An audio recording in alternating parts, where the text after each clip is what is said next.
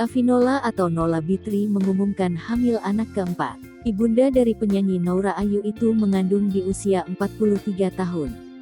Hal tersebut diumumkan Nola melalui unggahan di Instagram pada Minggu, tanggal 11 Juli tahun 2021.